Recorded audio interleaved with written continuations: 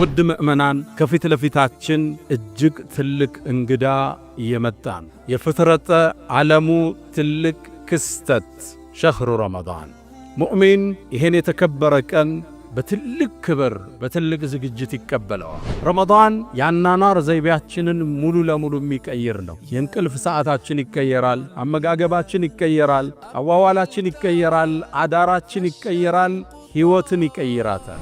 የመላእካን አጀባ የሚከበው ምሽት የያዘው ረመዳን ፊት ለፊታችን ላይ ተሰይሟል። ለዛ ነው ነቢዩና መሐመድ ዓለይሂ ሰላቱ ወሰላም አታኩም ረመዳን ረመዳን መጣላችሁ ይላሉ ለሰሓቦቹ። ሸህሩ ሙባረክ አላህ የባረከው ወር፣ የተባረከ ወር፣ የአላህ እዝነት የሚለቀቅበት ረድኤቱ የሚከፈትበት ወርን ልንገናኝ ቀናቶች ቀርተው ነው። ጾም ሁሉም ትውልድ ላይ ተደንግጓል፣ እኛም ጋር እንደተደነገገው። የኛው ግን ገራገር ነው። አላህ ነቢዩን እዝነት አድርጎ ልኳቸዋልና ረመዳን ውስጥ ገባህ ማለት ደረጃህ የሚደርስበት የለም።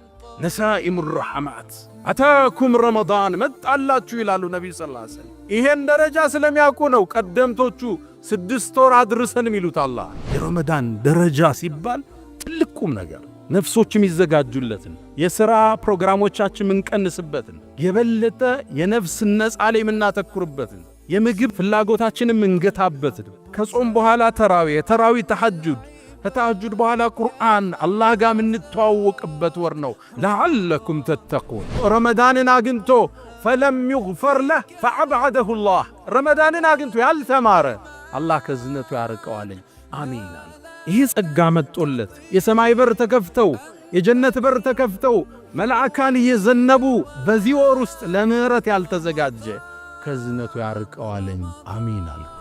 መን ሷመ ረመዳን ኢማናን ወሕቲሳባ ጉፊረ ለህ ረመዳንን በአላህ አምኖ በግዴታው አምኖ ወሕቲሳበን አጅሩን ከአላህ ከጅሎ ከሰው ሳይሆን የጾመ ወንጀሉ ተማረ።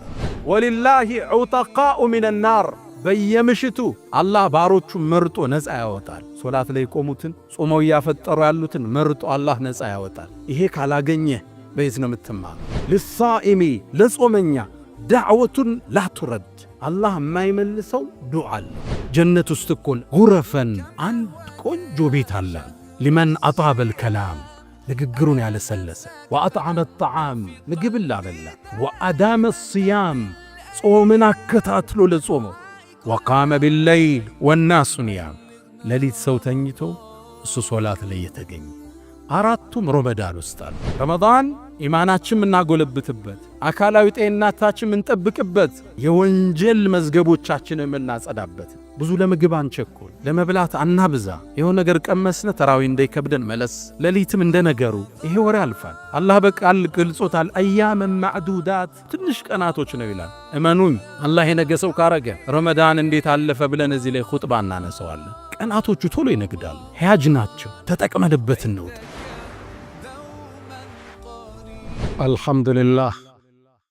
الحمد لله الذي يتفضل على عباده بمواسم الخيرات ويفتح عليهم أبواب الرحمات وينشر عليهم نسائم البركات. الحمد لله الذي أنشأ وبرأ وخلق الماء والثرى وأبدع كل شيء وذرى لا يغيب عن بصره دبيب النمل في الليل إذا سرى. الرحمن على العرش استوى له ما في السماوات وما في الأرض وما بينهما وما تحت الثرى. وإن تجهر بالقول فإنه يعلم السر وأخفى وما في الخاطر جرى. خلق آدم بيديه فجعله أبا موقرا وبعث نوحا فصنع الفلك بأمر الله جرى. ونجى الخليل من النار فصار حرها بردا وسلاما عليه فاعتبروا بما جرى. وكلم موسى وآتاه آيات ناسعات لذي البصيرة بوضوح يرى. وأيد عيسى بمعجزات ظاهرة والآيات الباهرة. وفضل محمدا على جميع الرسل والأنبياء بلا مراه. أحمده سبحانه وتعالى على نعامه التي لا تزال تترى. وأصلي وأسلم على المبعوث في أم القرى وعلى آله الطيبين الطاهرين الذين انتشر فضلهم في الورى وسلم تسليما كثيرا. بأبي وأمي أنت يا خير الورى، فصلاة ربي والسلام معطرا. يا أيها الذين آمنوا اتقوا الله حق تقاته ولا تموتن إلا وأنتم مسلمون. يا أيها الذين آمنوا اتقوا الله وقولوا قولا سديدا يصلح لكم أعمالكم ويغفر لكم ذنوبكم، ومن يطع الله ورسوله فقد فاز فوزا عظيما. معاشر المسلمين، نحن اليوم على مشارف قدوم شهر كريم وموسم عظيم، واستقبال ضيف عزيز على النفوس، شهر الخيرات والبركات والهدايا والهبات، شهر يفتح فيه نسائم الرحمات، شهر القيام والصيام، شهر الإنفاق والإحسان، شهر اختصه الله بنزول كلامه الكريم، شهر رمضان الذي أنزل فيه القرآن هدى للناس وبينات من الهدى والفرقان. أهلا ومرحبا بالصيام يا حبيبا زارنا في كل عام، قد لقيناك بحب مفعم، كل حب في سوى المولى حرام، فاغفر اللهم منا ذنبنا ثم زدنا من عطائك الجسام. معاشر المسلمين، ومعلوم أن الصوم من أزكى العبادات وطاعة من أعظم الطاعات، بل هو ركن من أركان الإسلام ومبنى من مبانيه العظام، اختصه الله سبحانه وتعالى بنزول كلامه العزيز، وفرضه على المؤمنين في كتابه التنزيل، وشرحه رسوله في هديه الجميل. قال سبحانه وتعالى: يا أيها الذين آمنوا كتب عليكم الصيام كما كتب على الذين من قبلكم لعلكم تتقون. والنبي عليه الصلاة والسلام كما في حديث صحيح عند النسائي كان يبشر أصحابه بقدوم رمضان قائلا: أتاكم رمضان شهر مبارك، شهر مبارك فرضه الله جل وعلا عليكم صيامه، فيه تفتح أبواب السماء وتغلق فيه أبواب الجحيم وتصفد فيه مردة الشياطين، لله فيه ليلة خير من 1000 شهر، من حرم خيرها فقد حرم. أيها المسلمون، هبوا وقوموا وشمروا واستغلوا وتعرضوا لنفحات الرحمن. أيا خادم الجسم كم تشكى لخدمته، أتطلب الربح فيما فيه خسران؟ أقبل على الروح واستكمل فضائلها، فإنك بالروح لا بالجسم إنسان. قفوا إلى نفحات الرحمن واستغلوا هذا الشهر الكريم لتنالوا بركاته ونسماته. اللهم أهله علينا باليمن والإيمان والسلامة والإسلام والتوفيق لما تحب وترضى.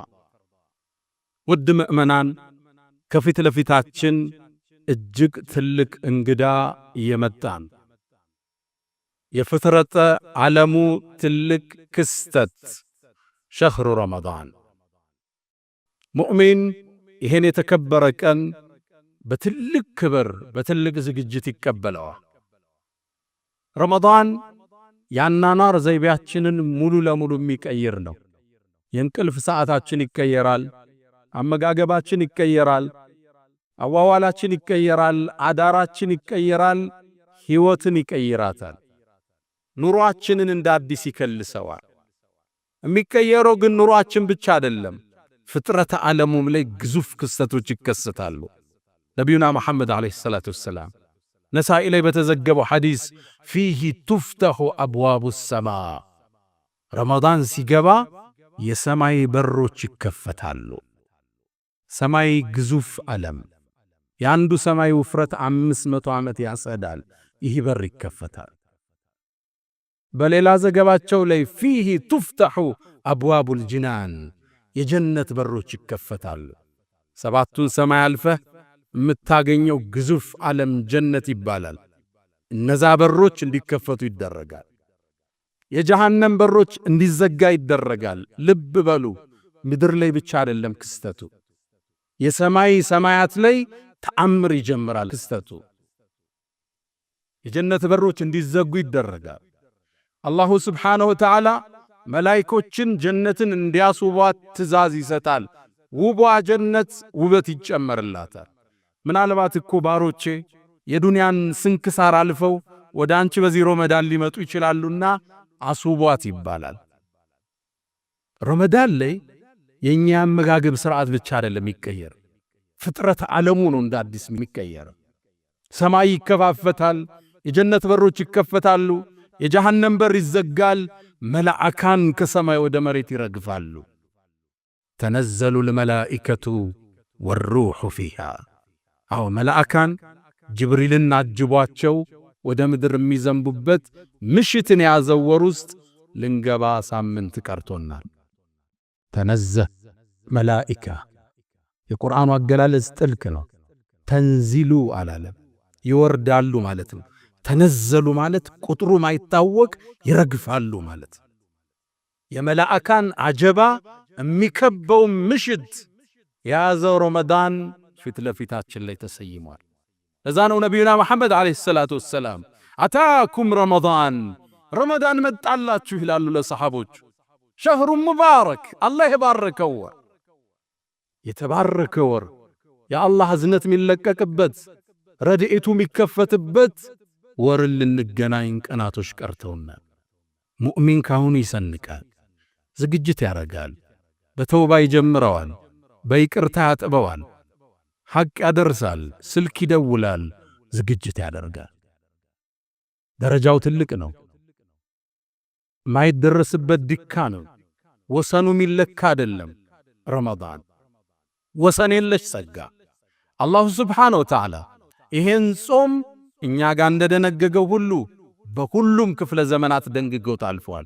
ያ አዩሃ አለዚነ አመኑ፣ እናንተ ያመናችሁ ምእመናን፣ ኩቲበ ዓለይኩም ሲያም፣ ጾም እኮ በእናንተ ላይ ፉሪዶ ግዴታ ተደረገባችሁ።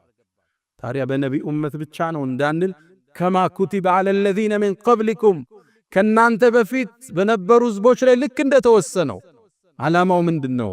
ለዓለኩም ተተቁን፣ ተቅዋ ታዳብሩ ዘንድ ይከጀላልና። ቁርአን ጋር ጥሩ ትውውቅ ልታረጉ፣ ሶላትን ልትላመዱ፣ ጾምን ልትላመዱ፣ የበለጠ አላህን ፈሪ ልትሆኑ ይከጀላልና ይላል አላህ ሱብሓነሁ ወተዓላ። ሁሉም ትውልድ ላይ ጾም ተደንግጓል፣ እኛ ጋር እንደተደነገገው። ባይሆን እንደነሱ የኛ የጠበቀ አይደለም። በነቢዩ ሰለላሁ ዐለይሂ ወሰለም መላክ፣ በአላህ ረሕመት ወደኛ ውስጥ መላክ ገራገር አላህ አድርጎታል። ቀደምቶቹ ሲጾሙ ሌሊት ባለቤቶቻቸው ጋር መገናኘት አይችሉም ነበር።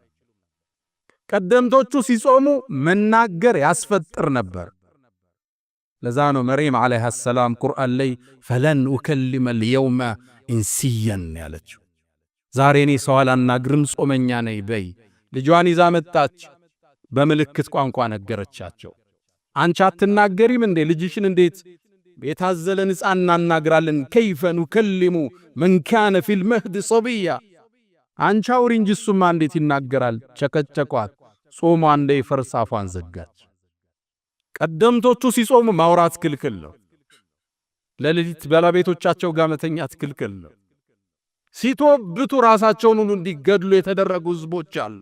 ፈቱቡ ኢላ ባሪኢኩም ፈቅቱሉ አንፉሰኩም የተባለ ትውልድ አልፏል። የነቢዩላህ ሙሳ ትውልዶች በጣዖት መልክ ወይፈንን ሰርተው ተገዙ። አላህ ሊበራቸው ቃል ገባ፣ ግን ራሳችሁን ግደሉ ተባሉ። ከወንጀል የሚጸዱት በመሞትም ነበር። 70,000 ሰው አንድ ሜዳ ላይ አለ፣ እርስ በርስ ተጋድሎ። እኛ ጋር ግን ራስ አንገልም፣ የነፍስ አባትም አያስፈልገን። አላህ ጋር ብቻ እንመሳጠራለን በር ዘግተን። ወቀፍቱ ቢባቢከ ያ ዘል መሊክ ወቀፍቱ ቢባቢከ ወልሙልኩ ለክ ማ ኻበ ያ ረቢ መን አመለክ። ጾም ሁሉም ትውልድ ላይ ተደንግጓል፣ እኛም ጋር እንደተደነገገው። የኛው ግን ገራገር ነው። አላህ ነቢዩን እዝነት አድርጎ ልኳቸዋልና ወየضዑ ዐንሁም ኢስረሁም ወልአግላል አለቲ ካነት ዐለይሂም ይላል አላህ። ነቢዩ እኮ ከነሱ ላይ የተጫነባቸውን የግዴታ ቀንበር ሊያነሳን የላክነዋል። ዲናቸው ገር ነው። ኢኒ ቡዒስቱ ቢሐነፊየትን ሰምሓ ገር በሆነው መንገድ ነው የተላኩ ይላሉ። እስልምና ውስጥ አላግባብ የጠበቀ ከገጠበ ከእስልምና አይደለም። እሱ ከሰው ልጅ ጋር የሚስማማ ዲን ተሰጥቶን የምንጾመውም ሰዓት ከአቅማችን ጋር የሚመጣጠን ጾም በሁሉም ህዝቦች ላይ የተደነገገ ነው። ረመዳን ደግሞ ወሰን የለሽ ጸጋ ነው። የረመዳንን ትልቅነት ካሳየኝ ሁለት ዘገባ ልንገራችሁ። ነቢዩና ሙሐመድ ዓለይሂ ሰላቱ ወሰላም በነበሩበት ወቅት ላይ ሁለት ሰዎች እሳቸው ጋር ይሰልማሉ። ረጁላኒ ሚን በኒ አስለማ አስለማ ከሚባለው ጎሳ አባል ናቸው። አንደኛው ጠንካራ ነው በዒባዳ ሶላቱ፣ ጾሙ፣ ጂሃዱ የሚሳተፈ። አንደኛው የኔ ቢጤ ደካማ እንደ ነገሩ ይሰግዳል፣ ሱና ላይ ይሳነፋል፣ ጂሃድ በዞርበት አይዞርም፣ ደካማ ነው ጾም ላይ፣ ተሐጁድ ሶላት ላይ። ታዲያ ያነ የመጀመሪያው ወንድሙ ጂሃድ ላይ ወጣና ሸሂድ ሆነ። በአላህ መንገድ ተሰዋ፣ ሸሂድ ሆነ። በአመቱ ይሄ በዒባዳ ደካማ የሆነው ዘመዱ ተከተለው፣ የጎሳው ባለቤት።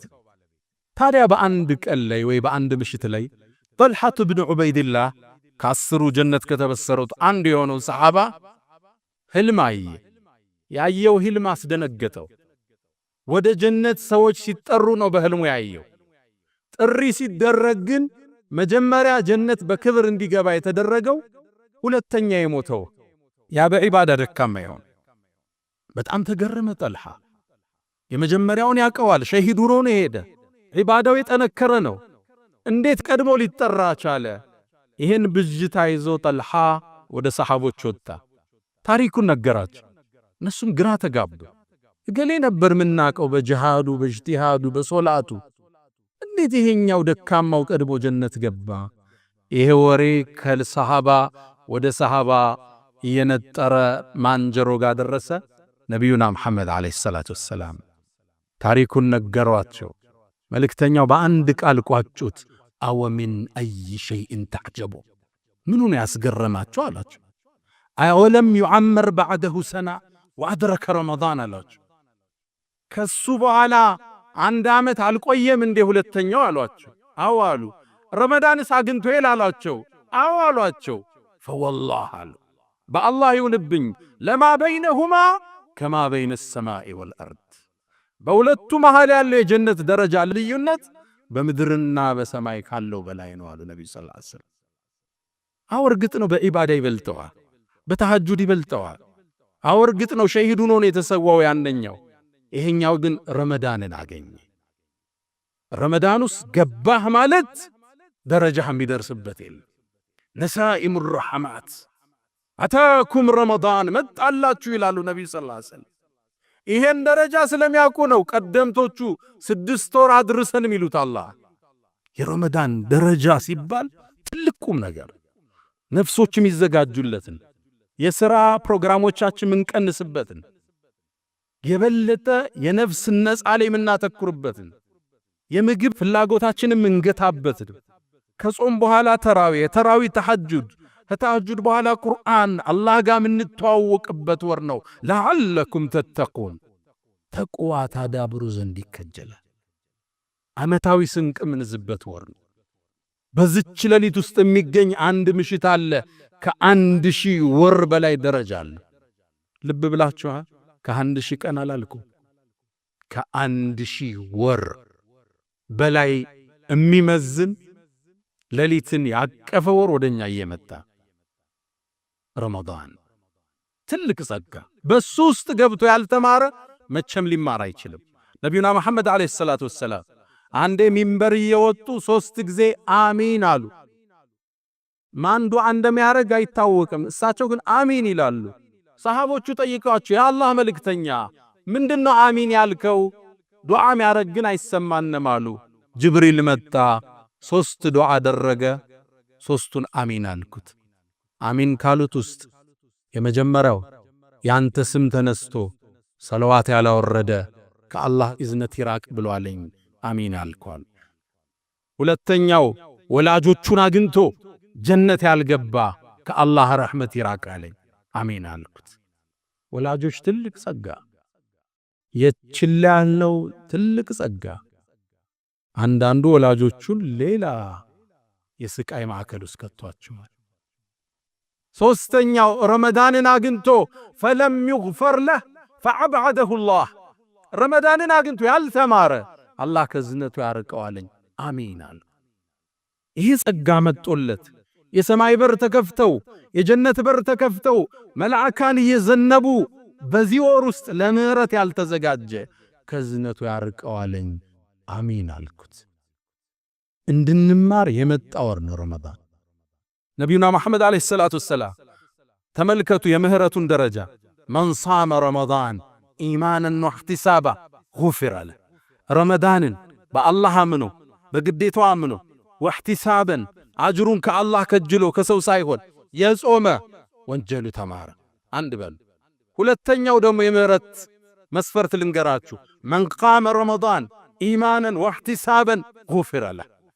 ረመዳንን የቆመ ተራዊሁን ሶላቱ በአላህ አምኖ ሂሳብ ከሱ ሰርቶ የቆመ ጉፊረ ለህ። ሁለተኛ መማሪያ ያያችሁ። ሶስተኛው መን ቃመ ለይለተል ቀድሪ ኢማናን ወሕቲሳበን ጉፊረ ለህ። የለይለተል ቀድር ምሽት ኢማን አርጎ ሂሳቡን ከአላህ ፈልጎ የቆማት ተማረ። እያያችሁት ነው። ካንዱ ቢያመልጥ ካንዱ እንዳያመልጥም የምህረት በር ነው የተከፈተው። በየረመዳን ምሽት ውስጥ ወሊላሂ ዑተቃኡ ሚነ ናር፣ በየምሽቱ አላህ ባሮቹ መርጦ ነፃ ያወጣል።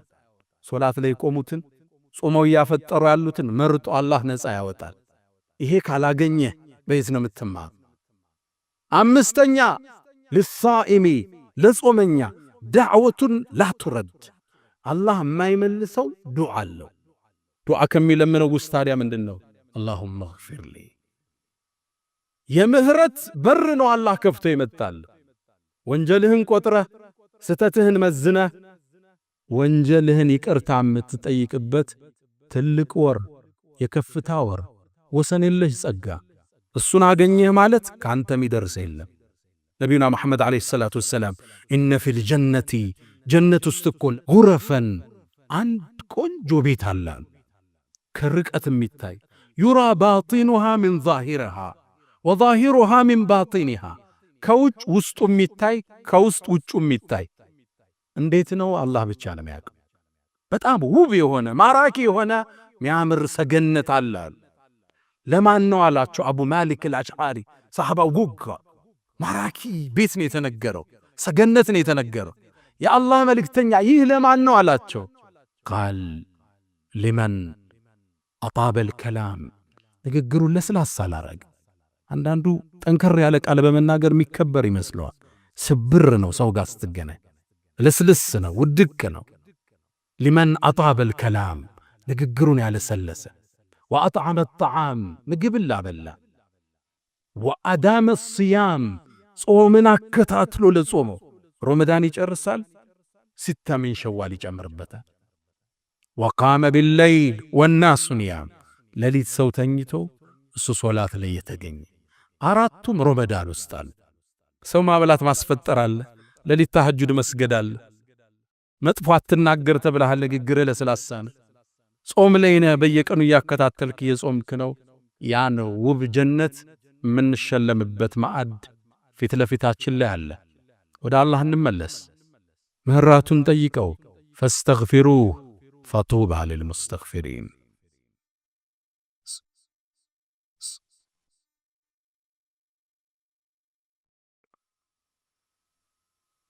الحمد لله على إحسانه والشكر له على تفضله وامتنانه ولا إله إلا الله تعظيما لشأنه وصلى الله وسلم وبارك على رسوله وإخوانه. ውድ ምእመናን ትልቁ ወር ፊት ለፊታችን ተሰይሟል። ይሄ ወር የመጣው መዝገቦቻችንን ከወንጀል ሊያጸዳ፣ ልቦቻችንን በኢማን ሊሞላ፣ አካሎቻችንን ጤነኛ ሊያደርግ መጥቷል። ረመዳን ወንጀልን ያጥባል፣ አካልን ጤነኛ ያረጋል፣ ቀልብን በኢማን ይሞላል። በቅርቡ አዲስ ጥናት እንዳሳየው አንድ ሳውዲያዊ ዶክተር የጻፈው ጽሑፍ ላይ ይገኝበታል። ጃፓን ላይ ለአንድ ምርምር ሄዶ ጃፓን ውስጥ በዓለም የሚታወቁ አንድን ፕሮፌሰር ያገኛቸዋል። የሕክምና ጠቢብ ናቸው። ግለሰቡ ጋር ስለ ሕክምና ሳይንስ በርካታ ነገሮችን ሲወያዩ ቆዩና ፕሮፌሰሩ አንድ ቃል አሉት። እንዴት ነው እንዲህ ጤነኛ የሆንከው? ዕድሜ እዚህ ደርሶ አላቸው። እርሳቸውም የጤንነት ምስጢራቸውን ነገሩት። እሳቸውም ምን አሉ? አንደኛ በዓመት ውስጥ ለ30 ቀን እጾማለሁ አሉት። በዓመት ውስጥ ለ30 ቀን፣ በየወሩ ደግሞ ለ3 ቀን እጾማለሁ አሉት። ለምን ነው የሚጾመው አላቸው። ይሄ ሙስሊም ያ ሙስሊም ላልሆኑት ፕሮፌሰር እርሳቸው ምን አሉ? ሰውነታችን ዓመታት ሲመገብ ይቆይና 365 ቀን ሲበላ አካሉ ላይ የሚቀሩ ቅሬቶች፣ አላስፈላጊ ጎጂ ነገሮች አሉ። በስብ መልክ በተለያየ መልክ አካል ላይ ተለጣጥፎ ይቀመጣል። በዓመት 30 ቀን ስጾምበት እነዛ ተበትነው እንዲጠፉ ያደርጋቸዋል አሉ። በወር 3 ቀን ለምን ነው የሚጾመው አላቸው። በወርም ቢሆን ለ30 ቀን ሙሉ ካሰራው ሰውነትህን ለበሽታ ይጋለጣል። 3 ቀን ረፍት ሰጥተህ ጤንነቱን እንዲያገኝ ማድረግ አለብህ አሉት። ሙስሊሙ ዶክተር በጣም ተገረመ። ከቁርአንና ከሐዲስ አውጥቶ ይህ እኮ የእኛ መልእክተኛ ነቢዩና መሐመድ ዓለይሂ ሰላቱ ወሰላም ያዘዙን የእምነታችን ክፍል ነው አላቸው። ሊያምኑ አልቻሉ። እርሳቸው ጸጉራቸው ሽበት እስኪወርሰው ዕድሜያቸው እስኪገፋ ድረስ ተመራምረው የደረሱበት ጥበብ ነው። በዛ በእርጅና ዕድሜያቸው እንደ ወጣት እንዲታዩ ያደረጋቸው ቀመር ነው። እንዴት ቶሎ ይቀበሉት? አሳየኝ አሉት። ገብተው ሐዲሶችን ቁርአኑን በቀጥታ ነበቡ። ዶክተሩ ምን ይላል? ሳውዲያዊ ዶክተር እኒህ ትልቅ ፕሮፌሰር አሁን እስልምናን ተቀብለዋል ይላል። ይሄን አላህ እንጂ ሊያስተምራቸው አይችልም። ረመዳን የጤንነት መጠበቂያ ነው። አውሮፓ ውስጥ አሁን ከሚገለገሉበት የሕክምና ሳይንስ ውስጥ አንዱ ጾም ሆኗል። the fasting hospital የሚባሉ የጾም ሆስፒታሎች አውሮፓ ውስጥ የሕክምና መሳሪያ ሆነው አገልግሎት ላይ ብለዋል። ረመዳን አመጋገባችን አስተካክለ ዓመት ውስጥ የከተትነውን ነገር ትንሽ ምናስተካክልበት፣ ቀን ላይ ዙሁር 7 ሰዓት ሲርብህ ረሃብ ሲቆላ እየታጠብክ እንደሆነ እያሰብክ አኼራ ጥቅም አለ። ጉፊረ ለሁ ተብሏል። ለይለቱል ቀድር አለ። ጤንነትንም አላህ ብሮ ይሰጣል። ጤንነትን እንደማጠብቀው ይታወቃል። ግዴታ አደረገብህ 30 ቀን እንድትጾመው ማፍጠራችን። አላህ አስገድዶ ያጥባሃል፣ ጤንነትህን ያስተካክልሃል። እስልምና ውብ ዲን ነው። አልሐምዱሊላህ ላ ኒዕመተል ኢስላም። ረመዳን ኢማናችን የምናጎለብትበት፣ አካላዊ ጤንነታችን የምንጠብቅበት፣ የወንጀል መዝገቦቻችንን የምናጸዳበት። ብዙ ለምግብ አንቸኩል፣ ለመብላት አናብዛ። ይሄው ነገር ቀመስነ ተራዊ እንዳይከብደን መለስ፣ ሌሊትም እንደነገሩ ይሄ ወሬ ያልፋል። አላህ በቃል ገልጾታል። አያመን ማዕዱዳት ቆጥሬ ነግሬያችኋለሁ፣ ትንሽ ቀናቶች ነው ይላል። እመኑኝ አላህ የነገ ሰው ካረገ ረመዳን እንዴት አለፈ ብለን እዚህ ላይ ኹጥባ እናነሳዋለን። ቀናቶቹ ቶሎ ይነግዳሉ። ሕያጅ ናቸው። ተጠቅመንበት እንውጣ። አካልን ብዙ ለመመገብ 11 ወር ለፍተናል። አሁን ደግሞ ለሩህ ቦታ እንስጥ። ለቁርአን ፍቅር፣ ለተሐጁድ ፍቅር፣ ለጾም ፍቅር።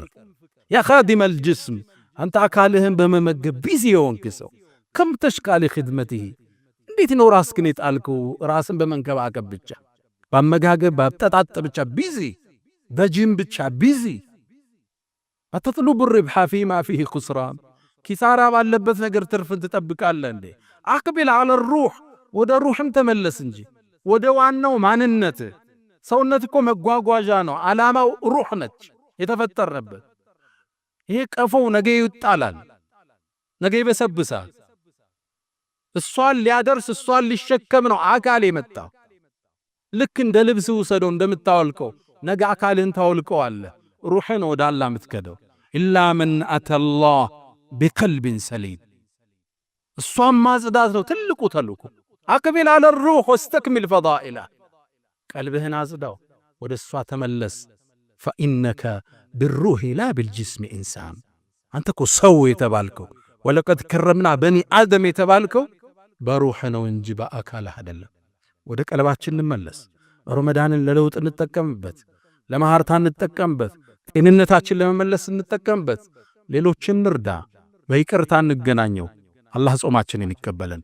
ያ መን ቱሒቡነ ነቢየ ሙሐመዳ ሰሉ ዓለይሂ ወሰሊሙ ጡለል መዳ فصلاتكم وسلامكم نورا لكم في أمسكم وبيومكم ولكم غدا إن الله وملائكته يصلون على النبي يا أيها الذين آمنوا صلوا عليه وسلموا تسليما اللهم صل على محمد وعلى آل محمد كما صليت على إبراهيم وعلى آل إبراهيم وبارك اللهم على محمد وعلى آل محمد كما باركت على إبراهيم وعلى آل إبراهيم في العالمين إنك حميد مجيد اللهم ربنا آتنا في الدنيا حسنة وفي الآخرة حسنة وقنا عذاب النار اللهم لا تدع لنا في مقامنا هذا ذنبا إلا غفرته ولا دينا إلا قضيته ولا مريضا إلا شفيته ولا حاجة من حوائج الدنيا والآخرة إلا قضيتها يا أرحم الراحمين اللهم ربنا آتنا في الدنيا حسنة وفي الآخرة حسنة وقنا عذاب النار ألا فأقم الصلاة